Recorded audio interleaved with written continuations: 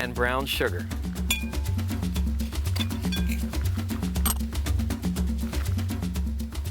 What I like to do is heat a quarter of the water and add it to the salt and sugar. This helps these ingredients dissolve more quickly. And once the salt and sugar are dissolved, you can add cold water and a little bourbon, and finally a tablespoon of vegetable oil. And you want to make sure that your brine is at room temperature. Then pour it over the pork.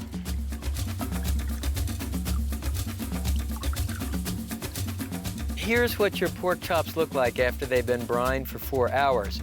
You can also do the brining in a resealable plastic bag. Advantage of this, it's very easy to turn the pork. Okay, let me show you the sauce. Pork chops are traditionally served with applesauce, so we'll add the customary cinnamon and the primal grill touch, freshly grated horseradish. And this is what horseradish root looks like in its raw form. Peel it and grate it by hand or in a food processor. Simply whisk these ingredients together. Now, one more preparation, the wood chips for smoking. I have soaked some bourbon barrel chips in a mixture of water with a little bourbon. I'm going to show you how to make a smoker pouch, which will add a smoke flavor to the brine chops. Start with a handful of the soaked wood chips.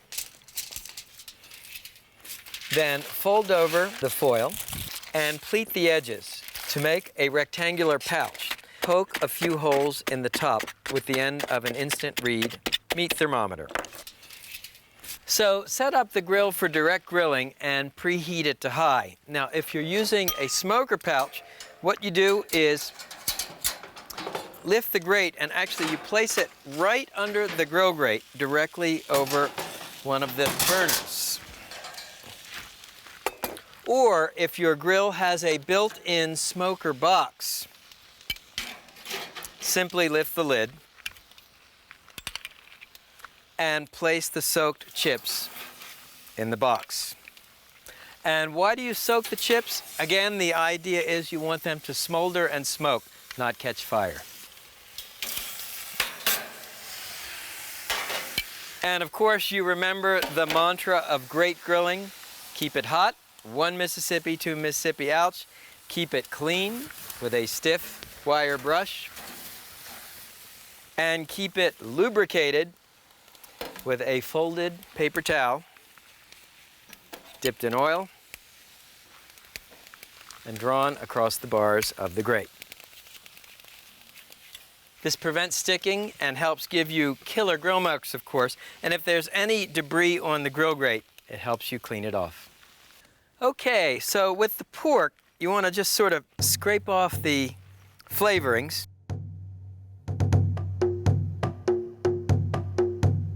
And then brush the top of each chop with a little vegetable oil.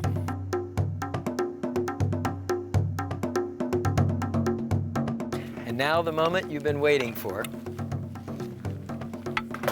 Arrange the chops on the grill. And as they go on, what you want to do is sort of turn them over so they go oil side down on the hot grate.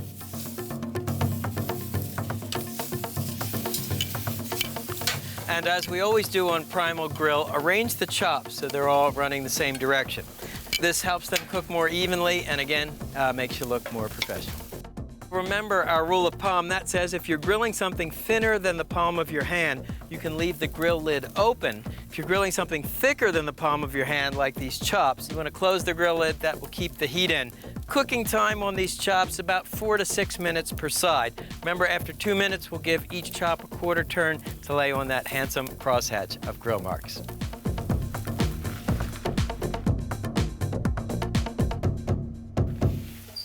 Okay, and after 2 minutes, and you have good grill marks in one direction, give each chop a quarter turn.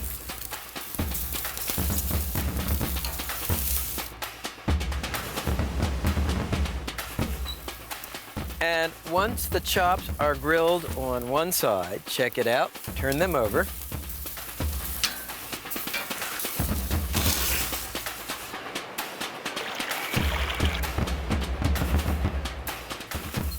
So how do you know when the chops are done? Well, you can use the poke test. I'm going to gently poke the top and it will be pretty firm, just a little yield. That's a medium pork chop. Or you can use an instant read meat thermometer.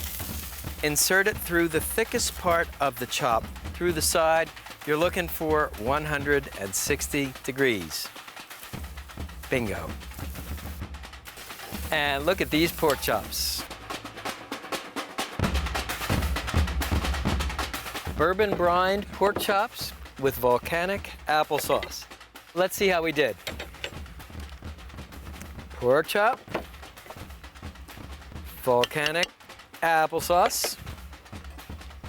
Take a bite.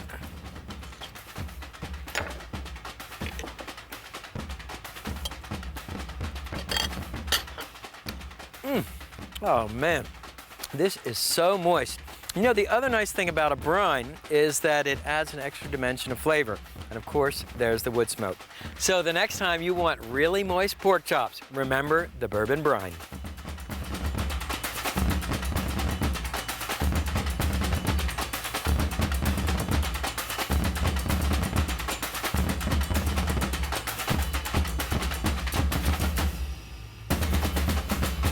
Cajun smoked turkey takes the idea of a brine and turns it inside out. That is, traditionally with a brine, you soak the meat in the brine.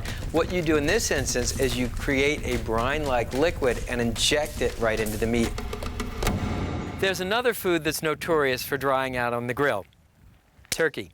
If this sounds like a familiar problem, there's a solution with a twist. Instead of soaking it in a brine, inject it with an injector sauce. You get to look like a mad scientist, which is always cool in my book, and the turkey will be so moist, it will give you a whole new perspective on Thanksgiving. First, season the upper cavity with your favorite Cajun seasoning. Then sprinkle the seasoning in the main cavity. Step number 2, fold the wingtips under the breast of the turkey. Step number 3, cut yourself about 3 feet of butcher's string and truss the turkey by looping the string under the tail of the turkey, then across the drumsticks, and loop as though you were going to tie your shoes. Pull this tight, then loop the string between the thighs and around the wings.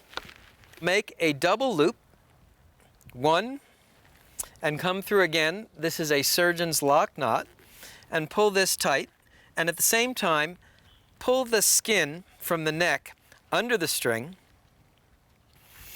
and pull as tight as you can, and the lock knot will keep the string from slipping. Now simply tie off the knot and trim off the ends of the string, and your turkey is trussed and ready. Now, why do you bother trussing a turkey? Well, first of all, it looks more professional. Second of all, it helps the bird cook more evenly. Next, the injector sauce. To a couple tablespoons of melted butter, add chicken stock, preferably homemade, lemon juice, and your favorite Cajun seasoning. And whisk the ingredients together. Place the injector sauce on a corner of the grill and boil it for about 1 minute. Then take the pan off the heat, let the injector sauce cool to room temperature. Here's a batch I made earlier. And now, the cool part. This is a meat injector. Plunge it into the injector mixture and draw the plunger just like a physician would a syringe. Insert it into the deepest part of the breast and squirt in some of the injector mixture. Add it to several parts of the breast and repeat until all the injector mixture is used up. The injector mixture serves 2 purposes. First, it helps keep the meat moist, and it also adds an extra layer of flavor.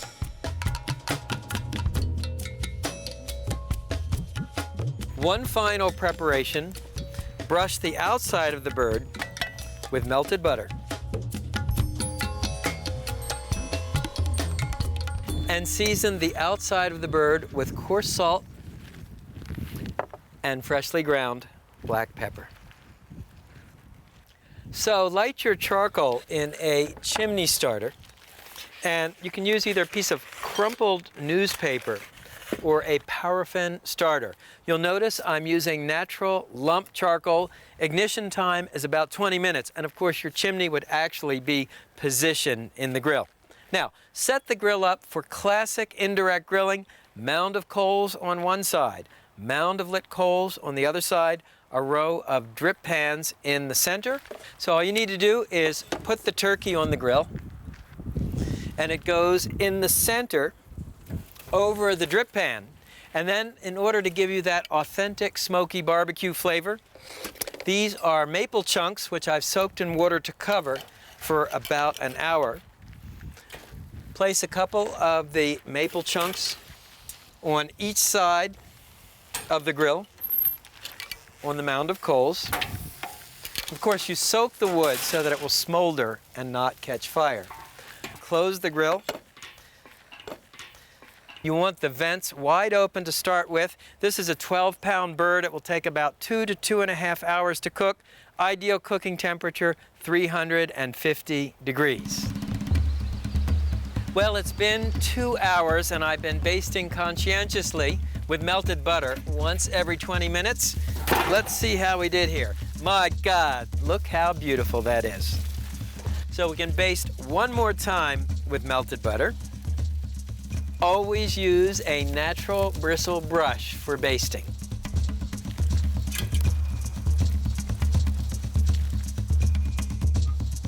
Oh man, that looks good enough to eat. Now, you never want to serve a turkey or any large smoked food right away. You want to let it rest for 10 or 15 minutes so the meat relaxes. It will be more juicy. Of course, don't forget to remove the trussing string. Let's see how we did. Cut off the first piece. The spoils to the victor. Oh man, that's great.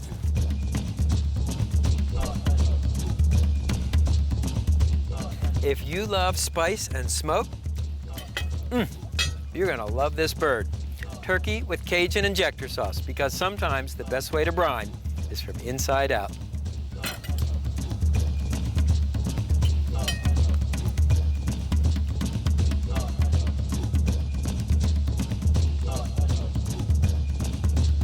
You've got rice wine, you've got soy sauce, garlic and ginger. That really is a sort of brine. So you marinate the lamb, it absorbs the soy sauce, makes the lamb supernaturally moist, supernaturally flavorful, and it's an Asian twist on this very ancient tradition. Westerners aren't the only grill masters to use the technique of brining. The soy sauce and ginger marinades of the Orient are also a sort of brine. Case in point, this butterfly leg of lamb, grilled and served in the style of Korea. The recipe may seem complicated, but it's actually just a series of simple steps. This is a boned leg of lamb. You can order it from your butcher shop. And the process of butterflying, you make horizontal slices of the lamb, two but not through the end, and open it up to turn what starts as a thick, round piece of meat into a flat sheet of meat that grills like a steak. Step number 2, the marinade. The marinade starts with that triumvirate of Asian aromatics: fresh ginger, fresh garlic, and scallions. Next, add sugar for sweetness and puree these ingredients. Now add your liquid ingredients: soy sauce, sesame oil, and add dry white wine or sake. Last of all, a little black pepper. And process the mixture until smooth. and pour a third of the marinade into a baking dish. And you'll notice I'm working over ice to keep the meat cold and safe. And pour the remaining marinade on top.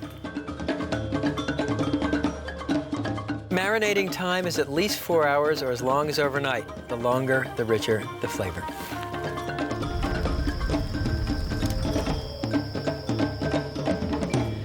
Tonight I'm working on what's called a kamado cooker. It's also called a ceramic cooker.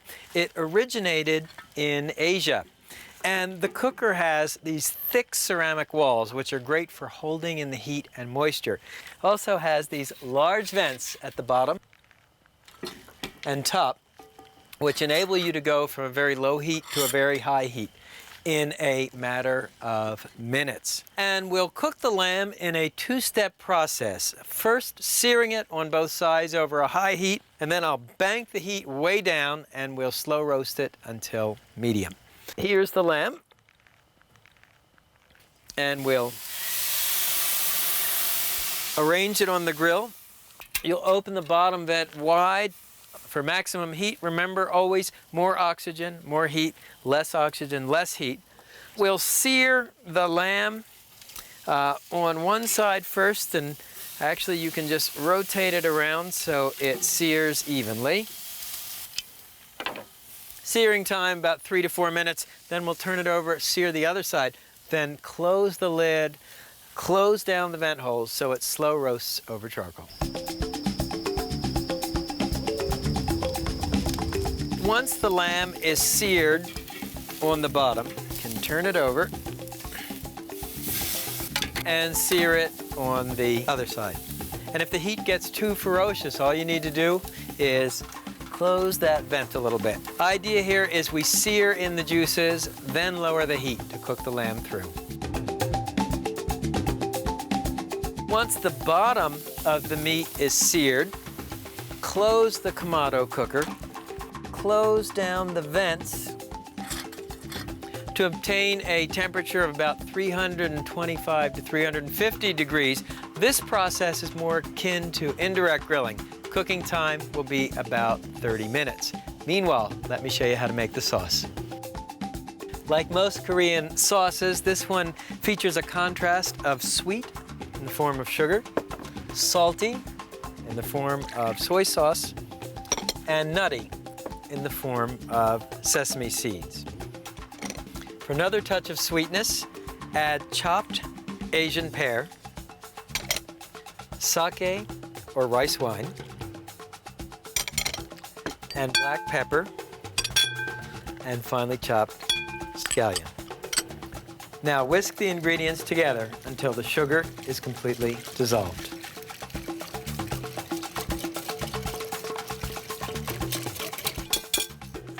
And you always want to check the seasoning. Wow, the crunch of the sesame seeds and Asian pear is really nice. Let's check on the meat. Now, I took the marinade from the lamb and boiled it down with a little butter, and we'll use this mixture to baste the meat. So simply brush it on top of the meat.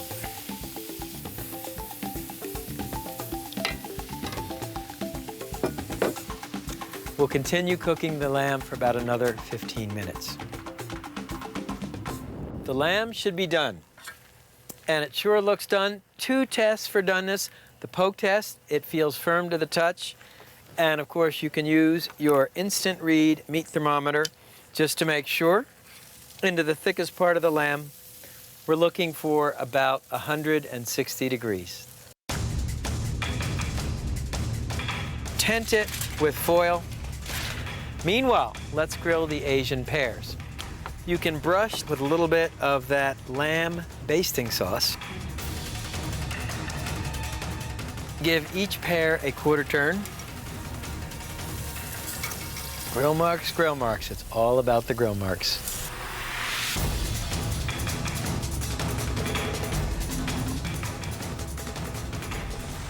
Here's how you put it all together. On a romaine lettuce leaf, you place a slice of lamb and an Asian pear and a little bit of dipping sauce. Then you kind of fold the whole thing into a little bundle.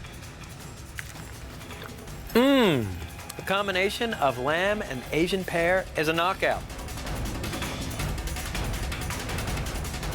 So there you have it, bourbon brine pork chops, turkey with Cajun injector sauce, and butterflied leg of lamb in the style of Korea. Now you know the secret of brining. See you next time.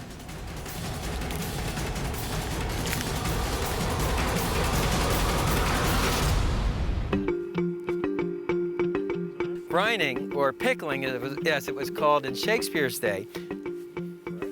If this sounds like a familiar problem, listen up. Then sprinkle the seasoning. Step number 1, season the... on the menu today, bourbon brine pork chops, Cajun smoked turkey, and butterflied leg of lamb.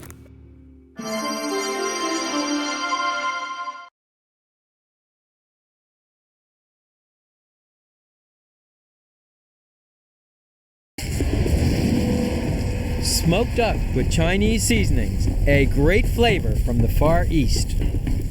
Cousin Dave's Chipotle chocolate ribs, bliss on a bone. Smoke roasted pears, you'll be amazed how the smoke intensifies the fruit's sweetness. Where there's smoke, there's fire. I'm Stephen Reichland, and from the historic Esplendor Resort in southern Arizona, it's time to grill.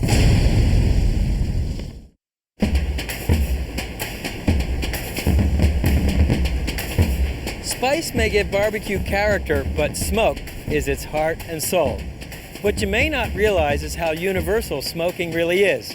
Today, I'm going to show you how the Chinese smoked duck and how Mexicans smoke ribs with chocolate and chili. I'll even show you some smoke roasted pears for dessert. The first time I saw a duck smoke with tea, I thought, man, this is really cool. I mean, I come from an American background, wood chips, wood chunks for smoking, and yet the tea and the star anise and rice have a very unique flavor. It's all its own, sort of part of this great family of smoked dishes. First up, the duck. Duck makes a great meat for smoking because the fat in the skin keeps it so moist. Start by placing a whole scallion and a slice of fresh ginger and some crushed garlic in the cavity. Next, fold the wingtips under the front of the duck. Take about 30 inches of trussing string and plump the legs back and fold in the tail. Then bring this trussing string under the tail and use it to tie the legs to the back of the duck. Then loop the string over the legs and under the wings and turn the duck over. Next, loop the string through twice and pull the skin from the neck forward. Then pull the string tight, tightening the neck skin, and tie it off with a simple knot.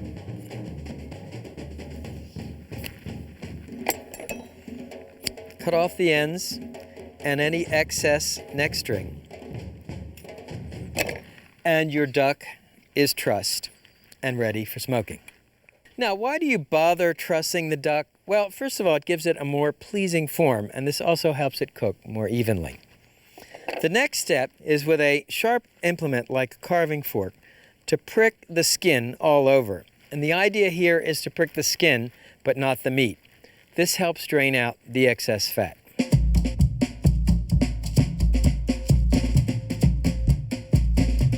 Now, the marinade.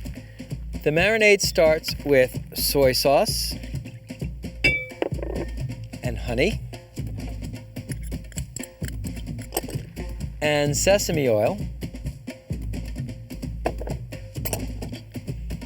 And finely chopped garlic The last ingredient is 5 spice powder. It's a traditional Chinese seasoning. The formula varies from manufacturer to manufacturer. In general, the ingredients are star anise, cinnamon, pepper, ginger, and fennel. So we'll just add a couple of spoonfuls of 5 spice powder. Okay, now whisk the ingredients together.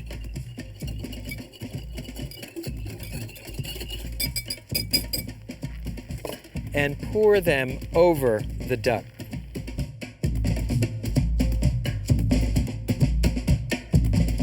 Marinate the duck in the refrigerator for at least 4 hours, or as long as overnight. You know the drill. The longer the marinade, the richer the flavor.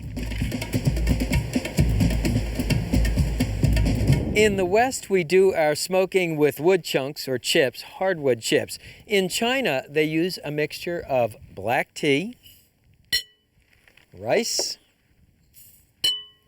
brown sugar, cinnamon sticks, and star anise. This is a very distinctive Chinese spice.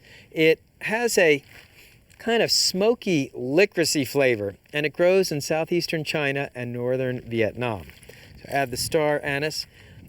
Finally, for a fruity touch, a couple of strips of tangerine zest.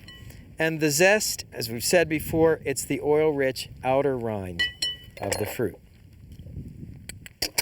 Now, simply mix these ingredients together with your fingers, breaking up any lumps in the brown sugar,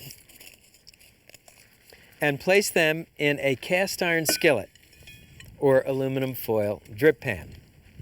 Now let me show you the smoker. This is an upright box smoker. It looks a little bit like an old-fashioned refrigerator. There's a fire chamber at the bottom filled with lit charcoal, and that's where I'll place our smoking mixture.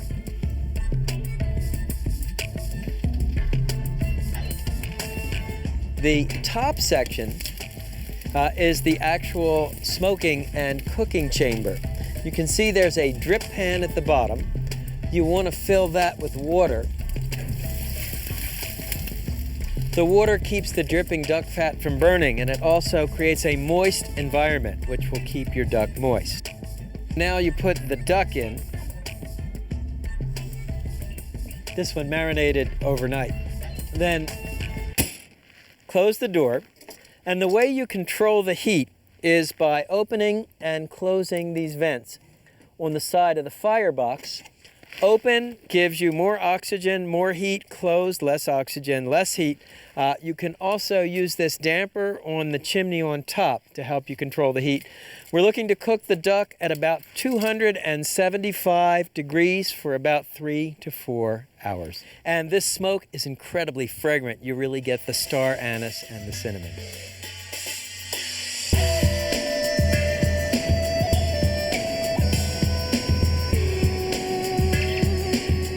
Well, it's been 3.5 hours, and the duck looks beautiful. And the way you test for doneness is use an instant read meat thermometer. You want to insert it into the deepest part of the thigh, not touching the bone. Chinese like their ducks well done. That would be about 175 degrees. Nailed it. The last thing you need to do is just remove the trussing string. And I've grilled some scallions with sesame oil and sea salt. And finally, you can sprinkle with a little tangerine zest. Okay, let's see how we did.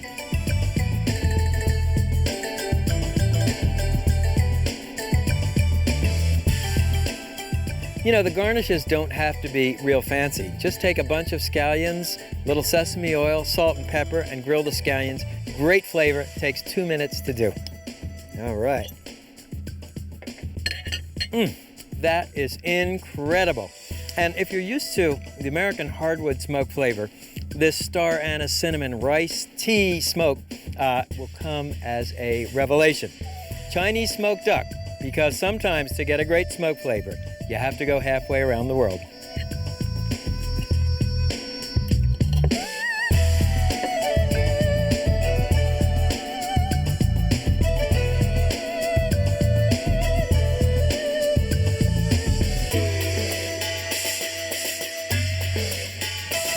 idea of combining chocolate and chili with ribs may raise a few eyebrows, but in fact, it's a very ancient Mexican tradition.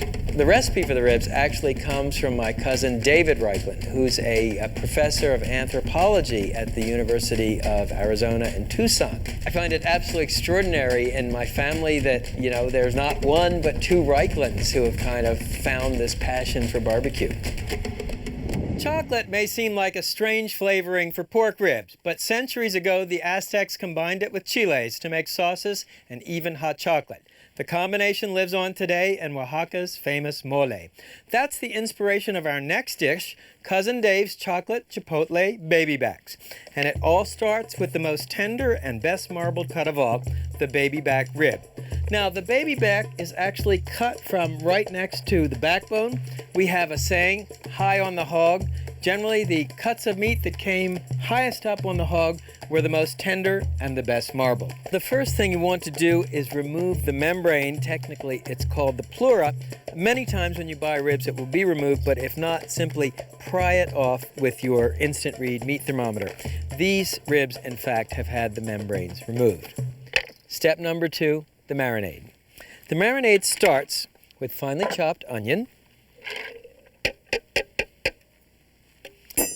and canned chipotle chiles, 1 for baby hot, 2 for medium hot, 3 for wicked hot, and 4 for the ultimate primal grill hot.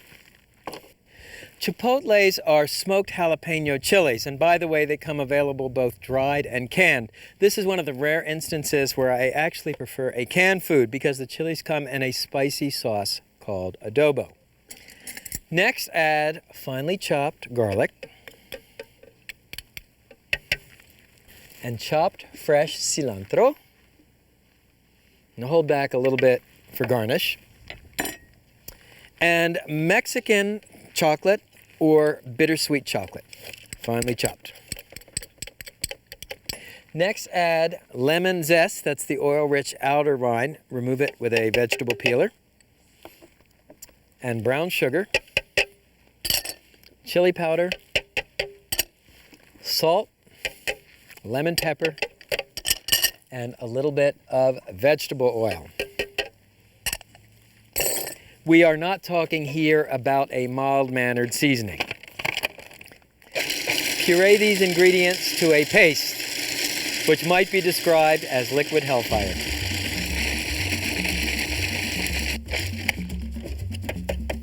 Now take your chocolate chile marinade and spread it over the ribs on both sides. So who is Cousin Dave? He's the other barbecue Reichland. Actually, by day, he is an anthropology professor who teaches just up the road at the University of Arizona in Tucson. He put himself through graduate school by catering barbecue events.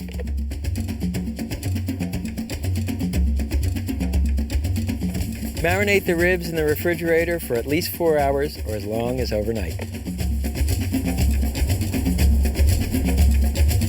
There are 2 things you need to know about before we fire up the smoker. First of all, your chimney starter. Use this for lighting the charcoal. I have natural lump charcoal here. You can see it actually began as a tree. And the way the chimney works is you place either a piece of crumpled newspaper or a paraffin fire starter underneath the chimney. Obviously, this would be in the smoker.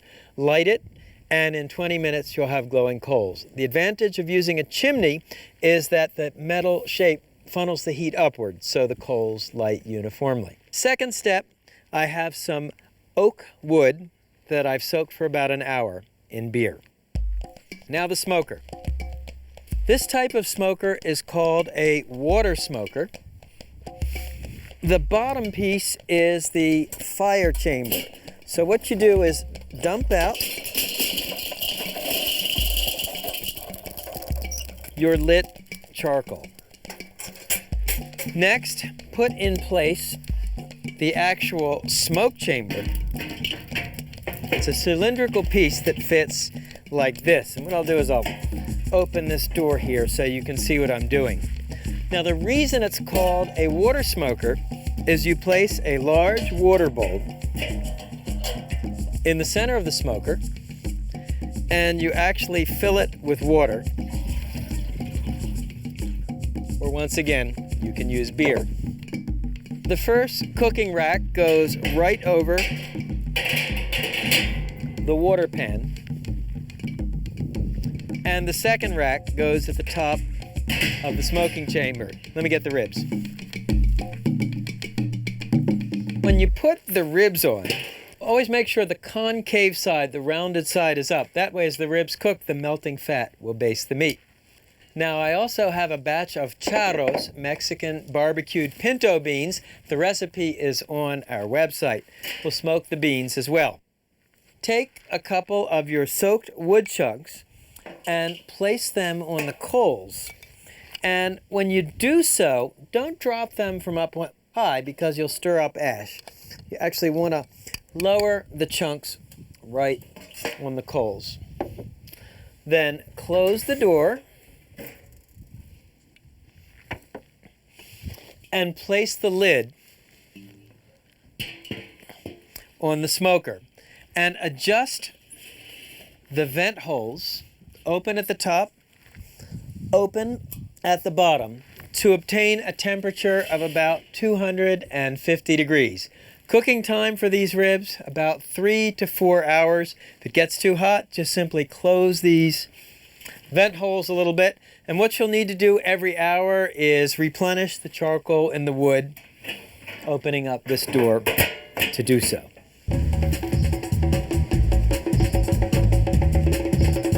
Fast forward 4 hours and check out these ribs. So how do you know when your baby backs are cooked? Well, baby backs come with what I call a pop-up thermometer. That is when the meat has shrunk back by about 1/4 inch from the end of the bone. The other test, of course, would be to try and tear the rib apart, and it should come apart easily. Ribs should not fall off the bone. A fall off the bone rib has likely been boiled, and that to me is barbecue heresy. Cut them into 2 bone portions and take a look. Do you see this reddish pink subcutaneous layer? The pros call that the smoke ring. I call it the red badge of honor. When you smoke your ribs properly, this is the result.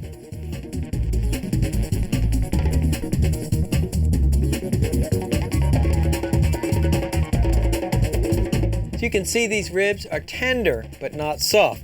A good rib should have a little chew to it. That's why God gave you teeth. Now for the charros. They smell incredibly fragrant. So let's see how we did.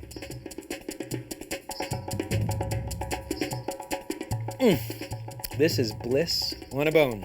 From David Reichlin to Stephen Reichlin to you, it's Cousin Dave's Chipotle Chocolate Baby Back Ribs.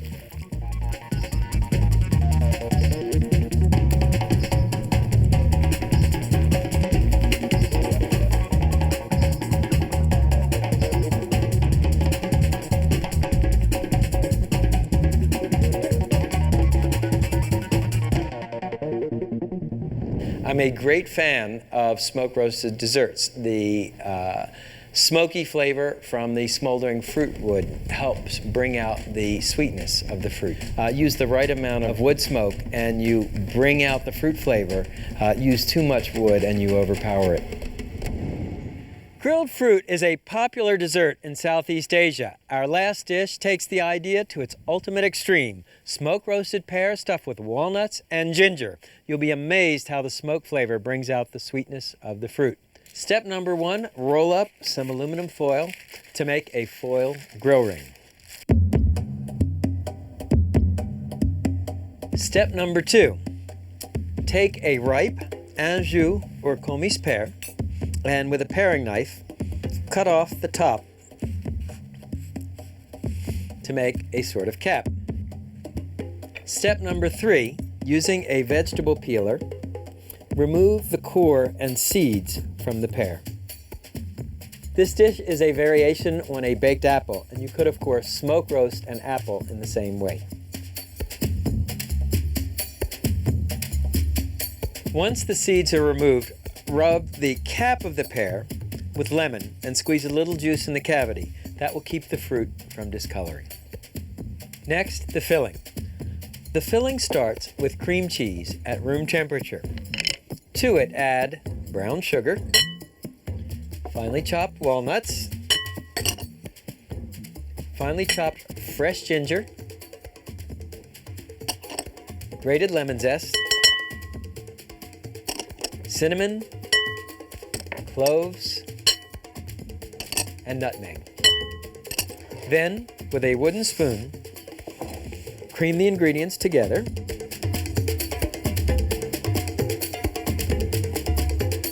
Once the ingredients are blended, you can add a splash of rum.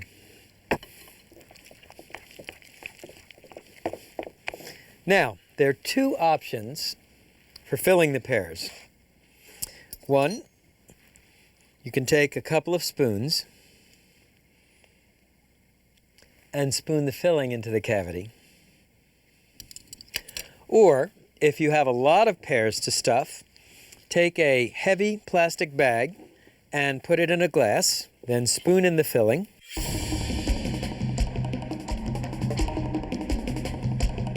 And squeeze the filling to one corner. Then cut off the tip of the corner and squirt the filling into the pear.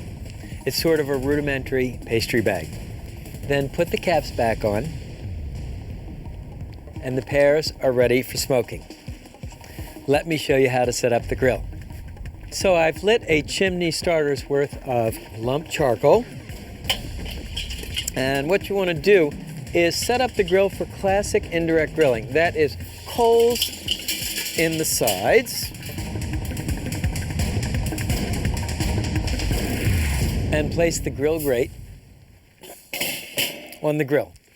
Now, take the pears in their drip pan and place them in the center. Classic setup for indirect grilling, coals on the outside, food in the center. Now, last of all, to generate wood smoke, I managed to find some pear wood chips, which I have soaked in water. Place a handful of chips on one mound of coals and a handful of chips on the other. Then cover the grill, and you want to set it up so that the vent is in the center between those mounds of coals, so the smoke is drawn evenly over the pears and then out the vent hole. That's all there is to it. Cooking time, about an hour at 350 degrees.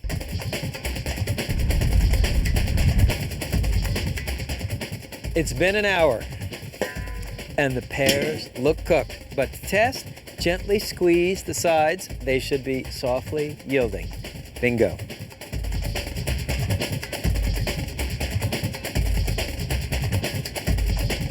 Unlike some of our meat dishes, you don't need to let this one rest. So let's cut it in half. Look at that.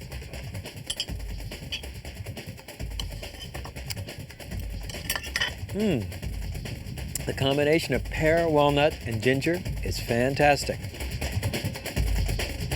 So there you have it. Tea smoked duck, chocolate chipotle ribs, smoke roasted pears. It's up in smoke on Primal Grill. See you next time.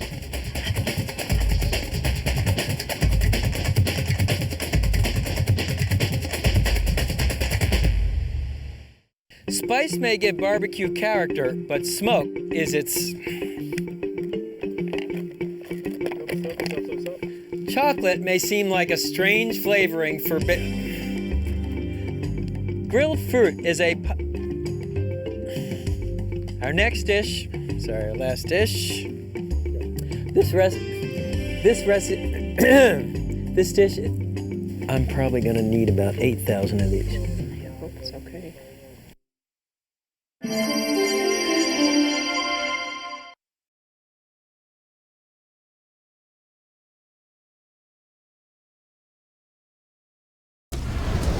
Yakitori.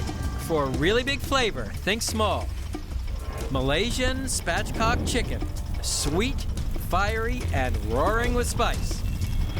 And herb-stuffed game hams. You're really gonna love this one. Poultry grilled the way you like it. I'm Stephen Reichlin, and from the beautiful Esplendor Resort in southern Arizona, it's time to grill.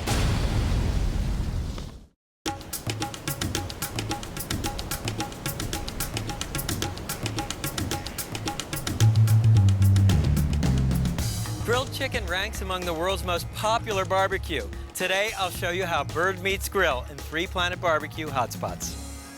You know, in many cultures, the barbecue grill is the focal point of family and social life. In fact, our word focus comes from the ancient Latin word focus, which was a raised hearth that was found in every ancient Roman home.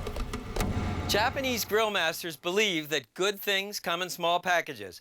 I should know, believe it or not, folks, I was born in Nagoya, Japan. First up, a tiny grilled chicken kebab called yakitori. In Japan, it's a national fetish. The Primal Grill version begins with boneless, skinless chicken breast. What you want to do is cut it across the grain into a strip about 1.5 inches wide. Then cut crosswise into pieces that are about 1/2 inch wide. The idea is that every piece will be bite-sized, so you don't need a knife and fork. Next, cut the white part of a scallion crosswise into pieces the same length. In Japan, they would use a leek-like vegetable called negi. Okay, all you need to do now is assemble the kebabs, skewer a piece of chicken crosswise on a bamboo skewer, then add a piece of scallion,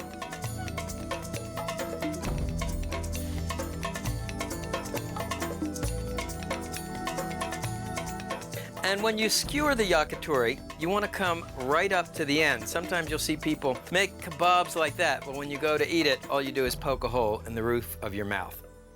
And in Japan, they actually prefer dark meat chicken. In fact, in most of Planet Barbecue, dark meat is the preferred cut of the bird. Now, let me show you the dipping sauce. The sauce is called tare, and it will be good today, great next week, and absolutely fabulous in a month. I'll show you why. Start with thinly sliced ginger. And what you do is lightly flatten it with the side of a cleaver.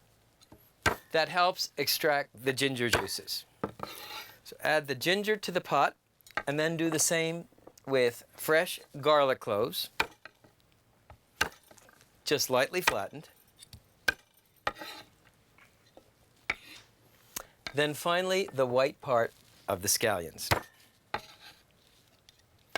Add a strip of lemon zest, the oil-rich outer rind of the lemon, then some mirin, a sweet rice wine from Japan, or use regular wine and a little more sugar, and soy sauce. Whisk these ingredients together until the sugar is dissolved. Then place the sauce on the grill to come to a boil. The Japanese are fanatics about charcoal, as they are about all matters culinary. The preferred charcoal in Japan is called binchotan. It's an extremely hard, extremely clean and slow-burning charcoal made from oak. And a piece this size would cost $3 or $4. Okay, that's the charcoal. Let me show you the grill. The traditional grill in Japan is the hibachi. The way you load the charcoal in is through this chute. And to control the heat, you open and close the damper. Wide open, more air, more heat. Want to cool the heat down, close the damper a little bit. Okay, and as always, we start by keeping it hot, keeping it clean. And here's a cool idea. If you forgot your grill brush, simply crumple up a piece of aluminum foil and hold it in tongs and rub it across the bars of the grate. I call this a Luddite grill brush. And finally, with a folded paper towel dipped in oil, draw it across the bars of the grate. So, to put the chicken on, place an aluminum foil grill shield, and that keeps the wooden skewers from burning. In Japan, yakitori grills are extremely slender, and the skewer end would hang over the edge.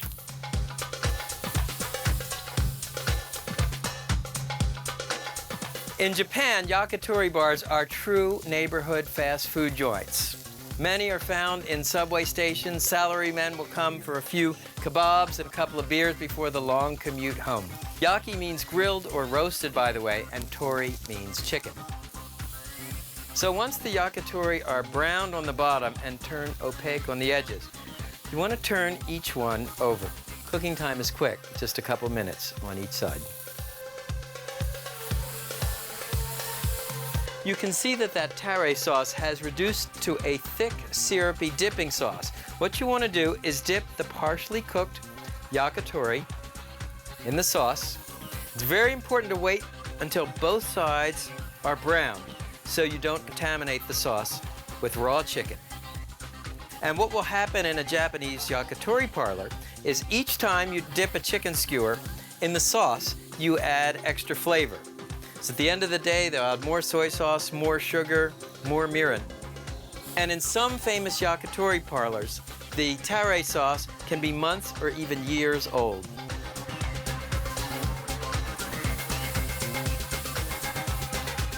To test the yakitori for doneness, just give it a little poke. The chicken should feel firm to the touch.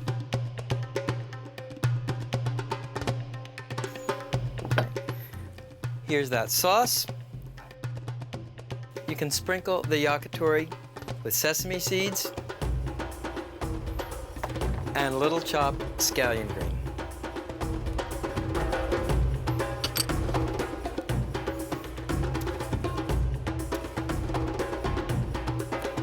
Oishi! That means delicious in Japanese. What's really nice is the way that sugar-soy mixture cooks to a caramelized candy crust. So sometimes, to achieve big flavors on the grill, you have to think small.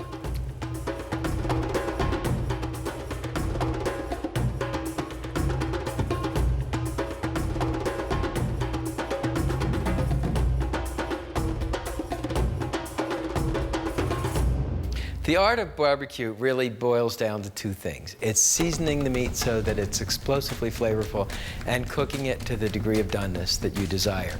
It's really about you controlling the fire, not about the fire controlling you. Malaysia may be the best-kept grilling secret in Asia. Case in point, this spatchcock chicken with fiery Kelantan spice paste. Spatchcock? Kelantan? Don't worry, all will be illuminated. What you need to know is that a small investment in time will give you a huge dividend in flavor. First, the chicken. Spatchcocking is the process of opening up a chicken like a book so you can grill it directly on the small grills you find throughout Asia. The first step is to cut out the backbone. You can see I'm using poultry shears here. You cut on one side of the backbone, then the other side.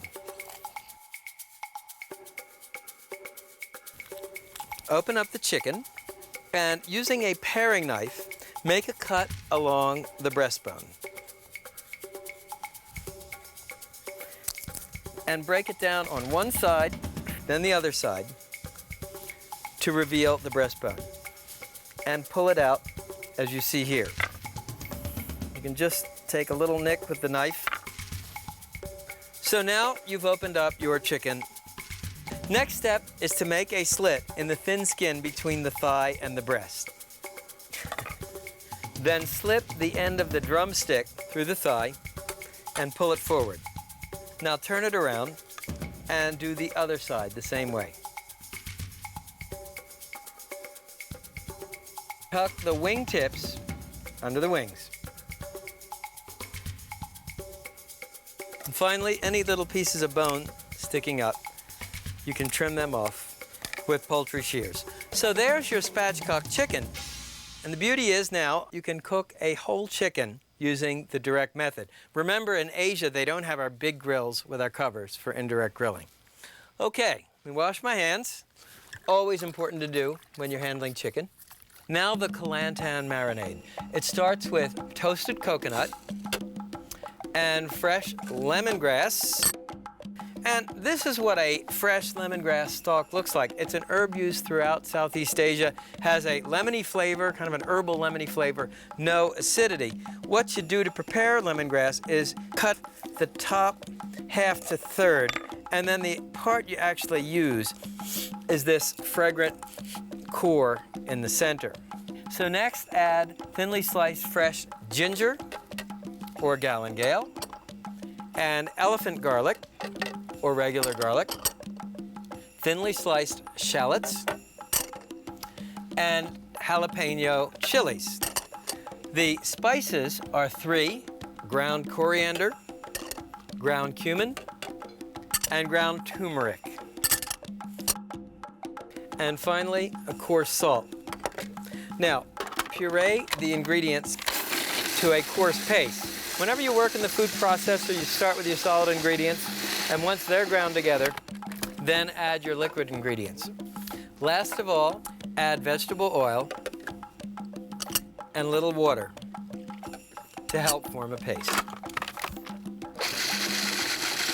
This marinade comes from the northeasternmost province of Malaysia, an area called Kelantan, which borders Thailand. So the use of coconut, lemongrass, and chilies, very Thai ingredients. Spoon about 1/3 of the marinade on the bottom of your baking dish and place the spatchcock chicken on top. Then spoon the remaining Kelantan marinade on top of the bird. The reason Malaysian grilling is so flavorful is that it actually reflects 4 different ethnic influences. There are the Malays, who love chilies and coconut milk. There are Indians who like spices like turmeric. There are Chinese who use soy sauce and oyster sauce. And then there's a style of cooking called Nonya, or grandmother cooking, which actually combines all influences. Okay, we'll marinate the chicken in the refrigerator for at least 4 hours or as long as overnight. In Malaysia, they would use coconut charcoal. I'm using a natural briquette. It contains no coal dust or petroleum binders. And as always, we light the charcoal in a chimney starter, place either a crumpled newspaper or a paraffin fire starter in the bottom of the chimney, coals in the top. Beauty of the chimney starter, the upright vertical shape helps the coals light uniformly. And again, always light the chimney in the grill. Let me show you how to set up the fire. Here are some lit coals. Dump them out and rake out the coals over about 2/3 of the bottom grate. 1/3 is coal-free. This will be my safety zone. And then just put the grill grate on the grill, always with the bars running towards you. Let me get the chicken. It's marinated for about 6 hours. And what you want to do is start grilling it bone side down. That's how they do it in Malaysia. And you can spoon any excess marinade on top of the chicken. And this lemongrass chili smoke is absolutely unbelievable. So you want to grill the chicken over a moderate heat, and if it's too hot, just reach down and close that vent. That'll cut the airflow, bring the temperature down. If your chicken should start to burn, all you need to do is rotate the grate around, move your chicken over the safety zone, let the flames die down, then you can move it back.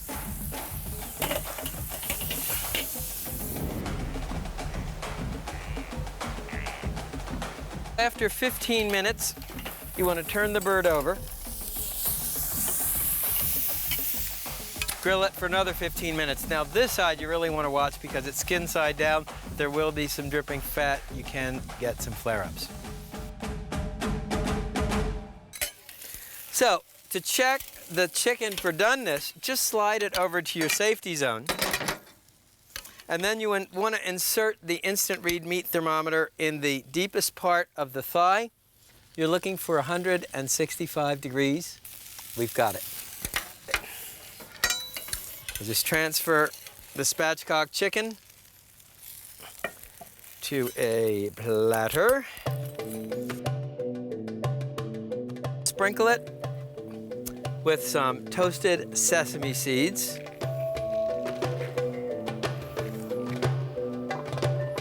And squeeze a little lime juice over it. And there it is, your Malaysian-style spatchcock chicken. Let's see how we did.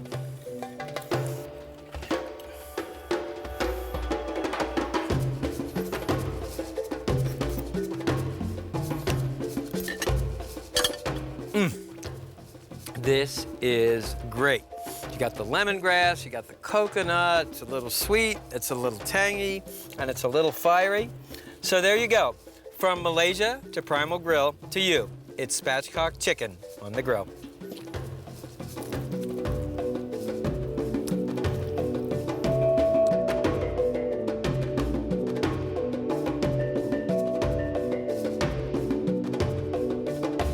Spit roasting is one of the most universal techniques for live fire cooking all over the world. In Malaysia, you find spit roasted chicken wings. In Morocco, you find spit roasted lamb.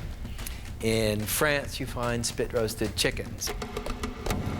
There are many ways to grill poultry. One of the best is to a turn. Centuries ago, rotisseries were cranked literally by hand. Grill masters took great pride in cooking the meat to a turn.